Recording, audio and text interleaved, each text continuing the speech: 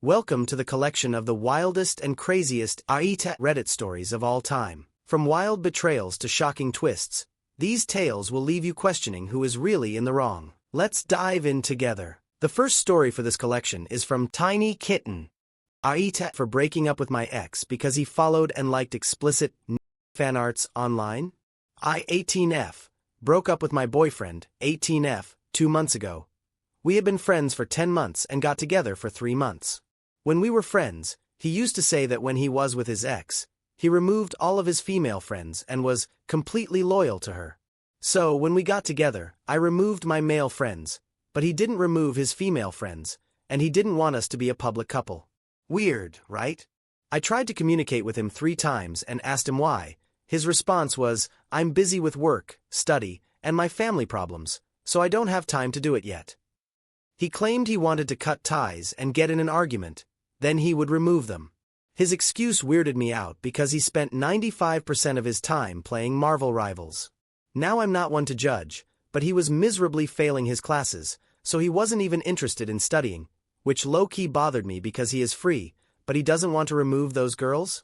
Now I'm not insecure, nor do I care, but he asked me to remove my male friends, not to post anything on my account.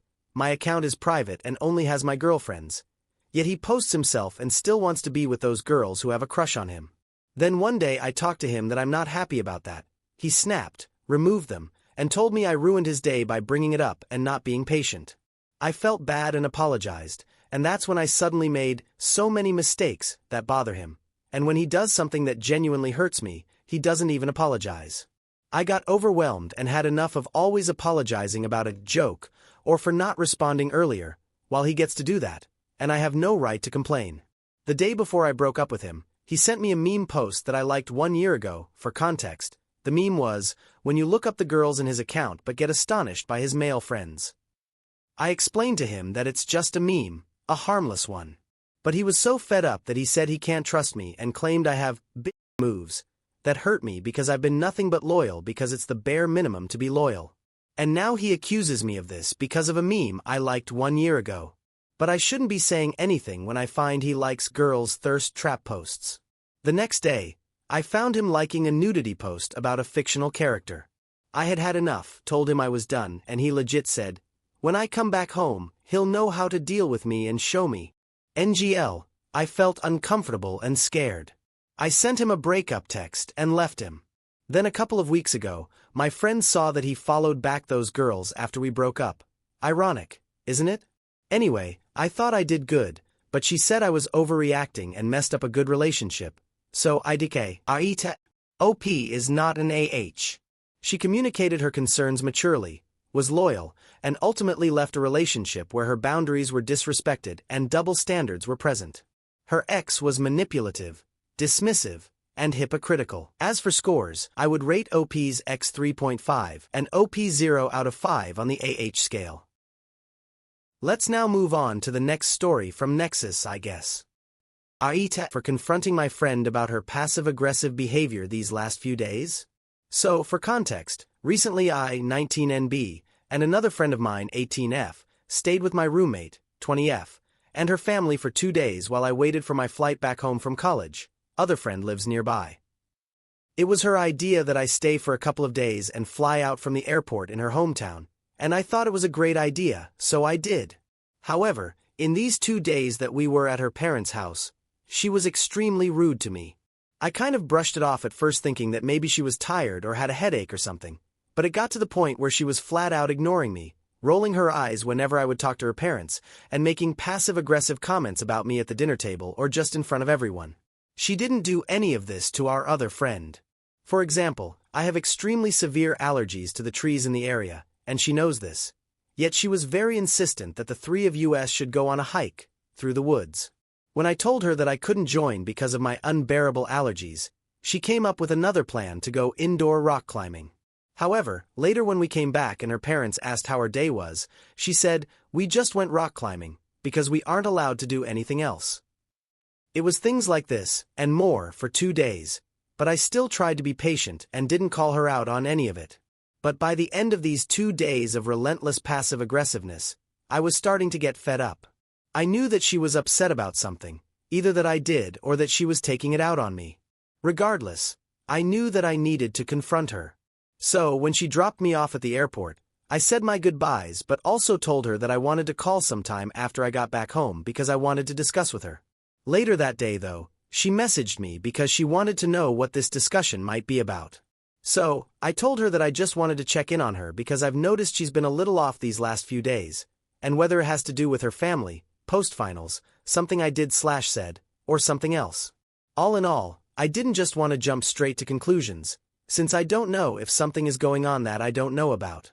She responded almost immediately, saying that she's fine, but I'm the one who's been acting weird these last few weeks. That I've been distant with her and not spending as much time with her, and that someone asked if something had been going on between us.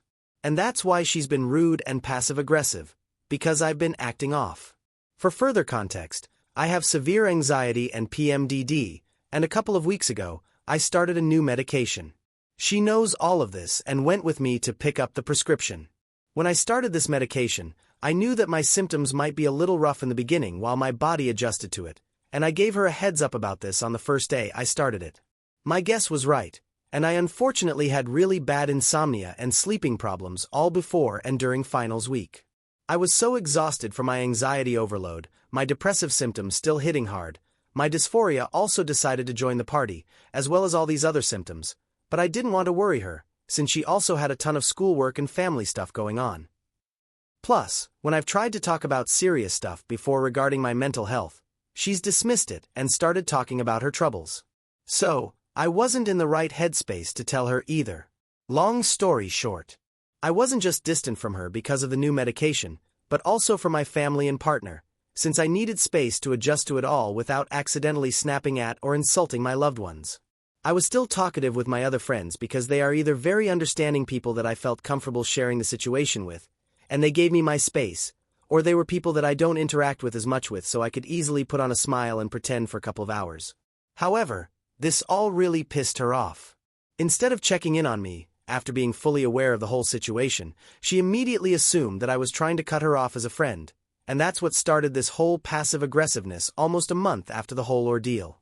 I responded immediately to her message by apologizing for making her feel like I was upset with her, and telling her, yet again, about the whole situation and how this was not anything personal against her. However, now, she's ignoring me, something that she does to anyone she's upset with, including her parents, for the smallest things. Overall, I'm just a bit pissed off that instead of asking me, "Hey, you've been acting off these last few weeks. Are you okay?" she decided that the best approach was to make me feel like shit for 2 days thinking that I had done something terrible. I came from a bad home that would do things like this and way more daily, so this whole thing reminded me of that, which makes me uncomfortable to potentially be stuck in that same situation. AITA if I confront her, in a calm manner via FaceTime, about how that was absolutely not the right response to this situation? I'm pretty sure she has ignored and been passive-aggressive to other people as well who are going through a rough patch, and it just makes me upset to think that she could end up doing this to someone in the future who might be in a really bad spot mentally and might not have the support that I luckily had. Edit. I don't know if this is the best subreddit to put this in, since it's not like anything crazy. So, if they're better ones, please let me know. OP is not an AH. OP's roommate's rudeness and lack of empathy, despite knowing OP's struggles, were unfair. OP handled the situation with maturity and compassion. So, I would rate OP's roommate 2.5, and OP 0 out of 5 on the AH scale. Let's now jump on to the next story from Safe-Treacle 8449. AITA for telling off a woman on a plane who refused to use headphones? I am 35F and I was recently on a flight. There was a woman behind me who had 2 children who looked to be around 5 to 7 years old. Both kids had iPads, one playing a game with the volume on full blast and another one watching Cocomelon, again very loud. The mom was sitting there scrolling on TikTok. I asked the woman if she could please either turn the volume off or if she and her kids could use headphones. We're in a small enclosed space with a lot of people, and many of us are just trying to sleep. The woman just looked up and glared at me, then kept scrolling. I asked again, but louder this time, and she told me to just mind my own business. I understand that, especially on a long flight, everyone is bored and we all need some form of entertainment. But I am sick and tired of both adults and children who can only watch things with the volume playing loudly on a speaker. This is rude and disruptive to everyone around you, and your phone/iPad is a personal device. Nobody should be able to hear whatever is playing on your phone or iPad. If you cannot use headphones or have the volume off, then you should not be using the device in public. Some people argue that we don't know what mental illness someone has, that some people are hard of hearing, or are on the spectrum, etc. And I do understand this. I told the woman that I would happily mind my own business. But when you are making noise and making everyone listen to your device, you are making it everyone else's business. I told her that she should be quiet, and if she cannot have common courtesy for others, then she should just stay home. We're not talking about a baby who is crying and can't control it. We're not talking about a person with Tourette's. We're talking about someone who is making everyone around them to listen to something, simply because SHE does not want to wear headphones. And if you think your kids are too small to wear headphones, then they are probably too small to be staring at iPad screens for hours. I have an 8-year-old nephew who has autism, and he uses an iPad to communicate as he is nonverbal. This is very different from someone who just watches a show on full volume. He also has many issues, one of which is his rage-filled violent episodes where he throws himself on the ground, and punches and kicks whatever is around him. For this reason, my sister does not take him to restaurants or on planes because he cannot control these episodes. A few people have told my sister that she should not punish her son for having a condition he cannot control and that people just need to be more patient. My sister always says that it is not punishment and she does not want to endanger others by putting her son in a situation where she knows he will not behave and can disturb or injure other people. I agree with this. Mental illness is real and legitimate, but we all have a responsibility to manage our triggers. Some people and parents with small kids act as if using headphones or not having the volume on is the most ridiculous request. Almost like they forget that just a few years ago, every kid didn't have an iPad. Everyone didn't play things out loud on a speaker in public. Yes, we need to be sensitive to people's issues and have patience, but we also all need to have a general level of common courtesy for others. Am I the AH? OP is not an AH. She politely requested the use of headphones in a shared, enclosed space and responded reasonably when ignored. Her frustration is understandable, and her point about mutual courtesy is valid. So, I would rate the woman 2.5 and OP 0 out of 5 on the AH scale. Let's now move on to the next story from Runan Anon 00424. AITA for refusing to apologize to my parents for running away from home several years ago after only letting them know I was okay recently? When I, 23M, was 16, I ran away from home and my parents and sister. A lot was going on at home, and it wasn't a healthy environment. My sister had mental health issues since she was young, and her behavior was worsening, and police involvement was increasing. She's 3 years younger than I, so I was expected to deal with it in a more adult-like way. I wasn't supposed to have a hard time with it. I wasn't supposed to get upset or fear for my safety around her. I was a boy, older and taller than her. She was a girl, younger and shorter than I. It was meant to be okay. My parents never wanted to hear that I wasn't okay. Neither did grandparents, aunts, uncles, or other family. My breaking point was my sister stabbing me in the hand with a knife after she tried to show me what she wanted to do to herself. She did stuff to herself a lot. It wasn't the first time I'd been hurt, or even the first time I saw her do stuff like that to herself.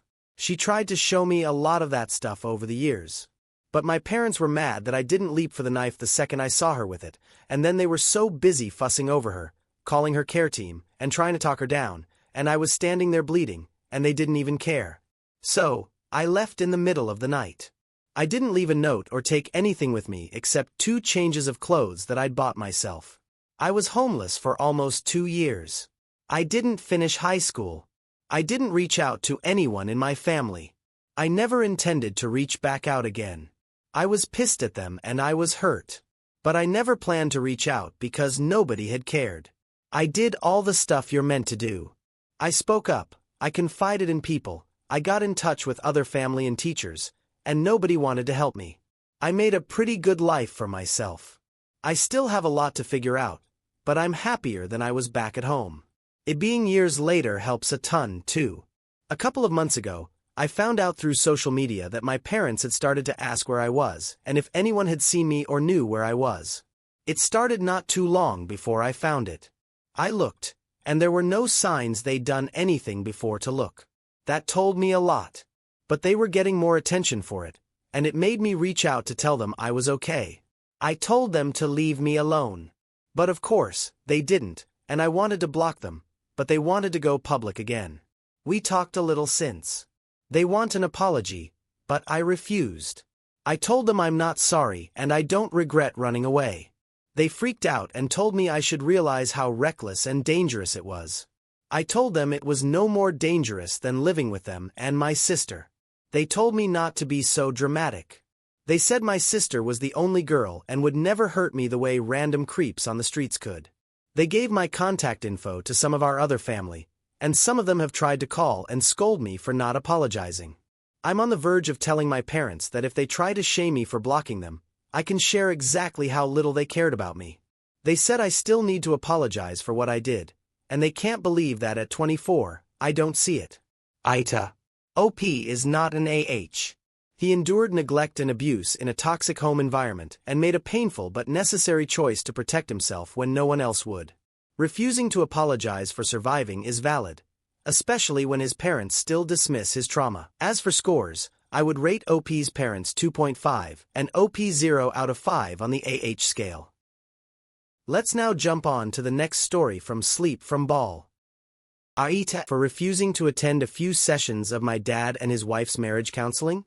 This argument started 3 weeks ago, but I need to go back to a little over a month ago for context. My dad called me, 19F, and asked if I'd go out for lunch with him because we needed to talk. I agreed, and we went somewhere private and had lunch just the two of us. While we were there, he asked me how I felt about his wife and whether I loved her and what she was to me, from my perspective, and then he gave examples of a second mom figure, best friend, or special adult. I asked why he was asking the questions, and he told me it was homework the marriage counselor set for him, and he told me the answers were important. He said his wife was feeling like she was only in my life because they were married, and that I didn't care for her much either way. I told him she was right. That I didn't love her or see her as any of the things he mentioned. I said the most I could say was that she was his wife, and I respected that he loved and wanted her, so I accepted her for that. He told me that didn't mean I didn't love her though, and he asked me a bunch of questions about if he died, they divorced, if they were both elderly and needed care and my half-siblings couldn't do it all, or if they both needed care and my half-siblings were too young to care for them, would I care for her like I would for him? I told him if they divorced, I wouldn't stay in touch with her, and it would be the same if he died. I told him I'd take care of him. That I loved him. He gave me a good life. But I wouldn't do the same for her. I tried to insist that the questions stop there, but they didn't. He wanted to know if I didn't love her at least like someone I'm very close to, and I told him no, and I said I'm not very close to her. He said he didn't think 12 was too old to form a close bond with a step-parent, and I told him maybe not for some, but for me, it was. He asked me if I hadn't wanted him to find someone to love who could be a maternal figure for me. I told him honestly that I believed him when he swore for years after Mom died that there'd never be someone else. That I wasn't mad about it not being true, but he blindsided me when he told me at 12, he'd fallen in love and was getting married again. I told him I was 10 or 11, maybe when he last said there'd never be another after Mom, and I believed him. A couple of weeks after that my dad told me I needed to join in the marriage counseling sessions because his wife was feeling like shit and we needed to all come together and find a way forward where she felt loved and wanted by me. He said he was worried his marriage would end if we didn't figure it out. I told him I wasn't joining their marriage counseling and that it had nothing to do with me. He told me it had everything to do with me because she didn't want to stay married if she was merely tolerated by me. He said we needed to figure it out as a family, and he told me that if I don't go, it might break his wife's heart enough that the marriage ends now. But I put my foot down and said no again. He's asked me every week since, and my answer hasn't changed. He said his wife broke down at their last session and said she didn't want to have a family that wasn't whole, and that the counselor had wanted to speak to me, too. He said my refusal was killing his marriage, and I should figure out a way with his wife because if they were together long term, she would be around my kids, and she might not want to be a grandparent to them if I'm indifferent to her. AITA. OP is not an AH. She respectfully communicated her honest feelings and set healthy boundaries, refusing to be pressured into taking responsibility for her father's marriage. Being honest about not feeling a maternal bond is valid and doesn't make her unkind. So, I would rate OP's father 3.5 and OP 0 out of 5 on the AH scale. Let's now move on to the last story from Venting Howl. AITA for not getting over what my GF's ex-husband did to her. Girlfriend was repeatedly subjected to marital rape and coercion by her ex-husband. She's moved out, and now they're best friends again? But I still have to pick up the pieces. Been dating this woman for a little while now. She's separated from her husband of over a decade, but due to economic difficulties, she still had to live with him until she could afford to move out. I have been her only support system during this incredibly challenging time, as you'd expect, a lot of emotions a lot of the time. And I'm not going to lie, it has worn me down quite a lot, though I'd never let her see that. But she's worth it. I love her deeply and want her to be happy. In the last couple of months, she's finally told me what has been the biggest reason for leaving him, aside from it otherwise being an incredibly unhealthy, one-sided relationship, how he would guilt her into not pay her any attention at all, and not stop when asked / it was obvious she didn't want to continue. This has hit me like a ton of bricks, and I haven't been able to stop thinking about it and feeling complete resentment towards him for hurting her in this, in my opinion, unforgivable way. It has truly haunted me. This is not something she's gone through with a therapist or has come to terms with herself yet. I have been the only one of us to dare call it was marital rape. She had to ignore her thoughts and feelings for the sake of his for all these years, but now she's away from the situation, they're bubbling to the surface pretty severely. We've had sleepless nights helping her through panic attacks. I've had to run to her from work to comfort her during a spiral, and have held her as she cried for days on end. I've helped her get put on antidepressants as the lows were becoming more frequent and worrying. When we get intimate, which she loves to do and will initiate often and willingly, there is a 75% chance we'll have to stop.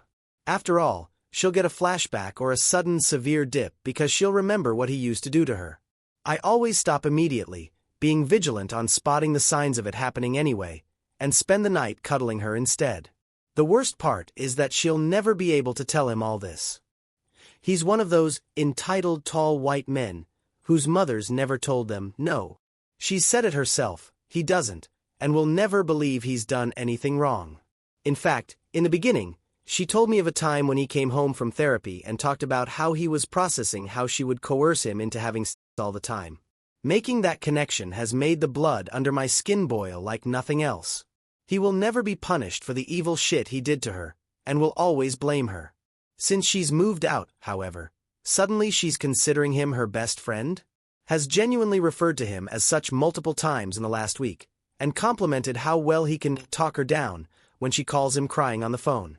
I can understand that they were together a long time, and that they will still have some sort of connection and friendship there, but it's like she's completely forgotten about all the horrible things he did to her when they were together, and what he put her through when she realized she wanted out. They don't have any children together, and they were just renting a house, so there's nothing they need to discuss logistically, but now they're messaging all the time. She's also not interested in going to therapy, specifically therapy for SA survivors, anymore, and I feel like a dick reminding her to check out the services available. I believe I might be the asshole here because I cannot come to terms with that, and I don't know if I'm just thinking too selfishly. I've been there with her through the worst of it, and it has run me down so much that I've been continuously sick for months with something or other, not getting any sleep, and always worrying about her. Yet, a couple of weeks away from him, and suddenly nothing was ever wrong, and all the hatred and resentment had vanished into thin air. We had another instance of a flashback the other night, and seeing her like that, yet acting like they're best friends, has made it so it's constantly on my mind. And so here I'm making this post to try and see whether I am the AH and should just take her lead and get over it. I want any opinions. Don't hold back. OP is not an AH. He's been emotionally and physically present through his girlfriend's trauma while watching her reattach to the man who abused her, which is deeply painful and confusing. His concern and frustration are valid. As for scores, I would rate OP's girlfriend 2.5 and OP 0 out of 5 on the AH scale.